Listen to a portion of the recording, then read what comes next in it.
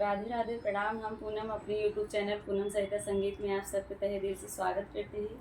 आज हमारे नंदलाल के दुनिया में आए तीसरा दिन हो गए, तो आज तीसरा दिन के सोहर पड़ा था हमारे चैनल पे। आप सब सुने कैसे लाग कमेंट में ज़रूर बताइए और खूब सारा प्यार और आशीर्वाद हमारे नंदलाल के ऊपर आप सब बनाए रखिए। हमारे नंदलाल ऐसे मिले हैं, हमें सबके बहुत तपस्या के बाद मिला है। बहुत ज्यादा खुशी बाटे।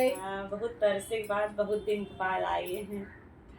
देवी मैया जदियली गोदी में लालना, देवी मैया जदियली गोदी में लालना, देवी मैया जदियली गोदी में लालना, देवी मैया जदियली गोदी में लालना, देवी मैया जदियली गोदी में लालना।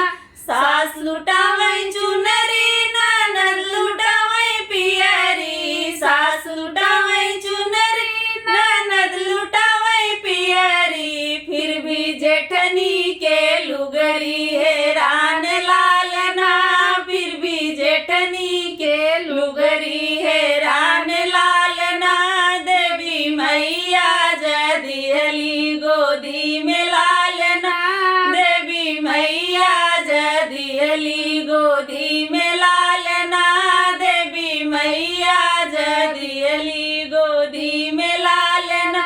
सास लुटावई हीरा ननद लुटावई मोती, सास लुटावई हीरा ननद लुटावई मोती, फिर भी जेठनी के चांदी हैरान लालना, फिर भी जेठनी के चांदी हैरान लालना, देवी मैया जदियली गोदी में लालना, देवी मैया जदियली गोदी में लालना, देवी मैया जदियली गोदी में लालना, देवी मैया जदियली गोदी में लालना।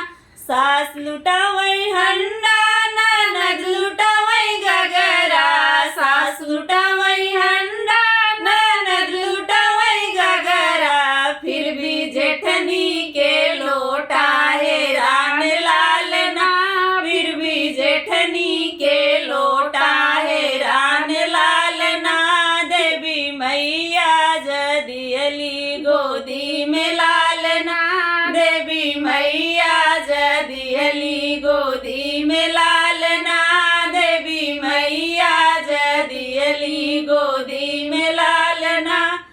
देवी मैया ऐसे अपन कृपया हमारे बाबू के ऊपर बनाए रहा है।